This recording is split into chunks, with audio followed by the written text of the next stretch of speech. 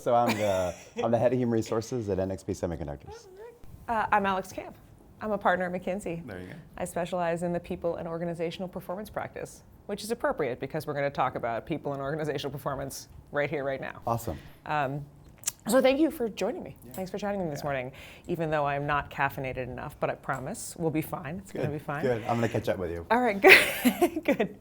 So I think we're going to talk about the people and performance article. Very much. And I am very much looking forward to hearing more about the transformation that you all have gone through, what it's looked like, what's worked, what hasn't. But I'd love to just start with what resonated with you. What about the people and performance article stood out and you said, yeah, this really makes sense and we need to apply it? Yeah, for us, the People and Performance article was more of a reflective tool. So we had actually started our journey about 2 years prior to when we had an opportunity to read it in the spring of last year. And what we found was it was a great tool for us to use as what we call a rear view mirror. So a way for us to look at where were we, what, to your point, what resonated, but more importantly, where did we still have opportunities to go forward and move in a different direction? For us as a company, probably one of the two biggest things that stood out for me was when I think about the different types of clusters of companies that you all aggregated in that report, we were floating for a long period of time in that typical performer or performance-driven company. And we wanted to make that pivot to where we were focused on the engagement and focused on our people just as much as we were focused on the performance side. And so that was a nice validation and said, hey, we're going in the right direction. And the frame actually put the language around what was really important. The second thing that really stood out for me is we had started with a term called DNA. And in the article, there's DNA is used in a couple of spots and you list it in there. And more probably than the DNA was this distinct organizational kind of personality, right, or distinct organizational characteristics. That and looking at the types of characteristics that sat in the definitions there and the different characteristics that go with a performance-driven company versus a people performance-driven company is really what started to pull forward for us, for myself as well as our CEO when we went through the report. So let's pause for a second. Tell me a little bit more about the transformation itself. Okay. What were you trying to do and how far are you on that journey today? Yeah, I would say we're probably just coming up to the halfway point as we reach here in the spring of 2024. You know, we had come from two companies that merged together that were owned by private equity. So we had come into a merger and we had from 2015 to 2020 years of really fantastic or not very good performance at all. Yet our style and the characteristics of our leadership team were fully built around performance driven. It was challenging, it was top down, it was really driven organization from a goal standpoint, but our performance wasn't there. Our revenue wasn't growing, our contribution wasn't growing, and as a company, we actually acted like 30 different companies inside. And each of our general managers was ultimately measured on their revenue growth, their relative market share, so how were they in comparison to the next largest competitor in their space, and then their EBIT contribution. And that's it. That was the only thing that mattered. Everything else, people, sustainability, the environment, all of it was secondary. It was purely about those financial metrics.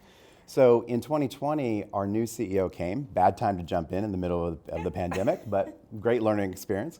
And our new CEO came in and said, listen, we want to change the dynamic here. We want to continue to focus on the profitability of the company, but it's really about growth. It's really about innovation. It's really about the people we have in the organization. And so he started to make that pivot for us in 2020. Mm-hmm. The reality is the pandemic probably delayed that by about 18 months. So that's why I would say today we're kind of in this maybe just under a halfway point, not really fully there, but starting to move in the right direction.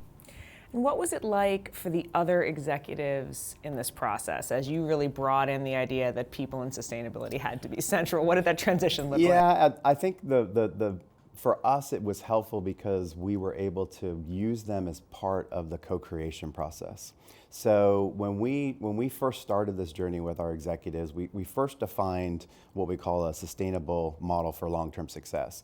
And so we got them to really understand it's about the seeds that we plant in the organization, which is kind of the long-term transformational items. It's about performing today, which is our short-term commitments, Wall Street, customers, team members, what have you. And it's about DNA. So that's intellectually easy model for them to get to. But more importantly is we used them in the co-creation. So the executives were part of the definition of our purpose. They were a part of the definition or co-creating our evolved values as a company, co-creating the specific behaviors that are aligned with those values, and as well as other topics like how are we going to drive sustainability? So what's our agenda for sustainability? What level of investment are we going to make? What does sustainability mean for our factories, but what does it mean for our product and our portfolio as we go out to market? So they were involved, and I think that co-creation really brought them along much, much faster than it would have otherwise. Are there any elements of the seeds, the DNA, the behaviors in particular, that you find that the more senior team says they're invested in but has a harder time really wrapping their hands around? For sure. I think getting their mindset on the seeds is sometimes a struggle, right? Because they still are measured. They're a general manager. You're still measured by your P&L. So getting the CEOs, direct reports, and the general managers to really think about where do I make that long-term investment, even though I have to give a sacrifice on short-term investment is one of those elements. I think the other piece for our leaders has been this idea around being more visionary, this idea around maybe being a little bit more empathetic as a leader and how to bring that into their leadership style. Oftentimes, their success was not built upon that. And I was talking with another colleague of yours just yesterday, and she had a great description of this. She says, empathy and visionary skills are things, it's kind of like going to the gym. It's kind of, you need to get into a routine to build those muscles. And as you build those muscles over time, it will become more and more natural for you, which I thought was a great way to describe it, because that's what I see happening in the organization. We have to coach them, we have to take them through some assessments. We've given them lots of feedback. It's really about building their muscles so that they continue to have that behavior and continue to demonstrate the visionary behavior or the empathy, being vulnerable when they're in front of their teams and we're trying to make a major pivot. It's those sorts of things that probably are not as natural that we need to help coach them through. Yeah, it's sometimes we talk about it as if we're really trying to change somebody's behavior when no one's looking. Yeah, there you go. And to do that, you need a fair amount of support and infrastructure to really, to get you to want to get up and go to the gym every day. It's a long road to get that to happen. Absolutely. So did you change any of the way you thought about incentives, rewards? We did. One of the other challenges I think we had, and I would maybe even a bit of skepticism in the organization, was the team members, right? After years and years of the latest fad that we would bring into the organization, many of our team members were like, really? Are y'all really going to do this? Is this really important to us collectively as a company? So for us as a company, we have, like most companies do, we have an annual bonus plan. And our plan applies to all 33,000 team members. And what we decided to do was we used the same company performance metrics for everybody in the company. CEO all the way down to the lowest level team member in the company. And of course for us, it's important to have revenue growth.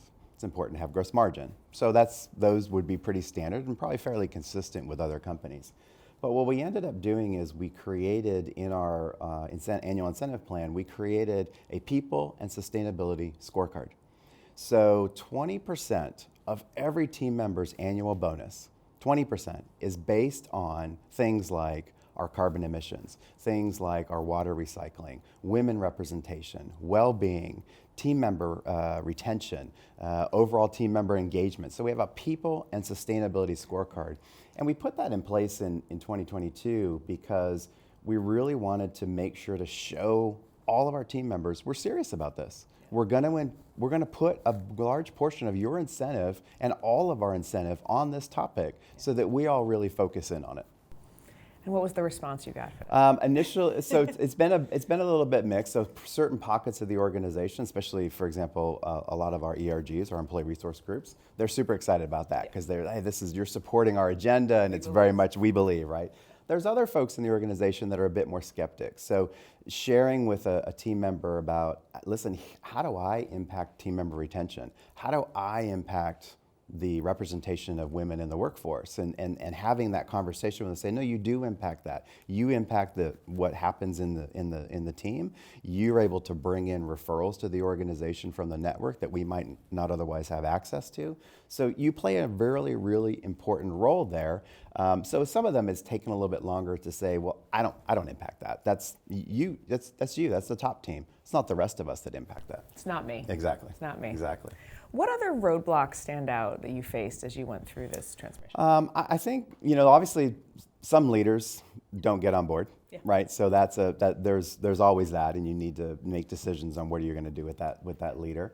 Yeah. I think back to the earlier point, going through the example of working and coaching and bringing along some of the CEO's top team, yeah, and making sure that they're going to the gym every day and working out and building those muscles that we need them to have. And probably lastly for us was our 3,000 managers. Mm-hmm. If you think about it, we have to somehow get 3,000 managers to start marching in that same direction. And we elected in that time because we knew they're so critical to the day-to-day experience for every team member in the company that we needed to really have a focus on them. So we did a 3-day journey with all 3,000 team members, or team managers, people managers, to really get them to understand the management principles and practices that they needed to demonstrate so that they were leading from the framework of our values. So if this is what's important to us from a values perspective, here's exactly the roadmap for you. This is what we need you to do. And to frame that, we introduced this idea called climate or environment to them, which for many of them they didn't understand, but conceptually to say, listen, 60 to 70% of the experience of a team member comes from you. Yeah. It's not the CEO, it's not the top team, they do some, the policies of the company do some, but this is really about you. It's about how you show up each and every day and the way you lead your team, the way you do assignments, the recognition that you give, the feedback and the coaching that you give, so on and so forth. So that has been a really long endeavor for us, because getting all 3,000 managers to even start understanding it intellectually and then getting them to practice, we're still in that. The intellectual piece might be done, the practice is still a journey. Is there anything else, as you reflect on how far you've come, that you've really adopted and embedded into the organization as a part of this work? I would say one of the other ones, in thinking of the people systems element, we pivoted with our top team. We pivoted the performance management program, and we've pivoted to what we call enabling performance. And the way we are approaching that is really trying to focus in on an ongoing dialogue. I remember in the report it talks a lot about kind of the ongoing coaching, right, and the on-the-job coaching and feedback.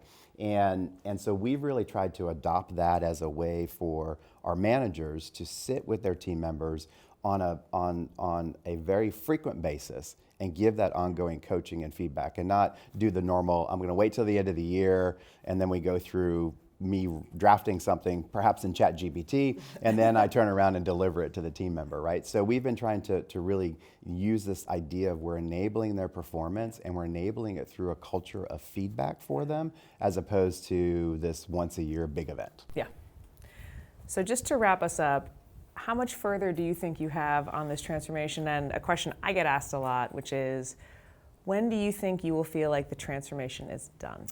I think for me, I feel again like we're probably halfway there. I think we have another 2 to 3 years of work there.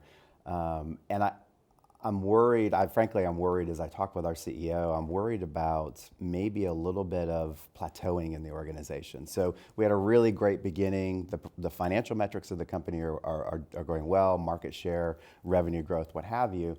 And on the same side, we've put in these programs, and we're seeing a positive impact to all of our team members on a global basis. And so there's a worry that we have this plateau happening here, and that we need to go back and reignite maybe not every manager in the company, but perhaps the top 200 in the company, and really make sure that we've reignited them on where we're going and the important role that they play in that journey. So I would say we're probably about halfway there, and we need to go back and do this work again. Now, in terms of when we get there, I think it's hard to say, right? Did the performance metrics sustain over an extended period of time? I mean, that's one way, right? Market share, revenue growth, total shareholder return. And if we see those sustain, then that will be an indicator. I think the other side of that will be, what do we see in some of the diagnostics within the organization? So whether it's the engagement survey, whether it's the movement of team members, right? The report talked a lot about the importance of team member movement, and so the movement of team members. And so as we've set some markers there and try to achieve those markers, that'll give us a good indication. I also wonder if you ever get there, right? And if something else will come and impact you. Constant transformation. Absolutely. Shift. Something's going to happen from a market standpoint. Something might happen. You might be merged with another company. You might be acquired. Your market dynamics may totally change. I mean, there's a lot that will then force you to pivot to another transformative journey. Yeah. Well, thank you, Chris. Yeah, thank you. This was lovely. Yeah, great conversation. Appreciate the time. Thank you.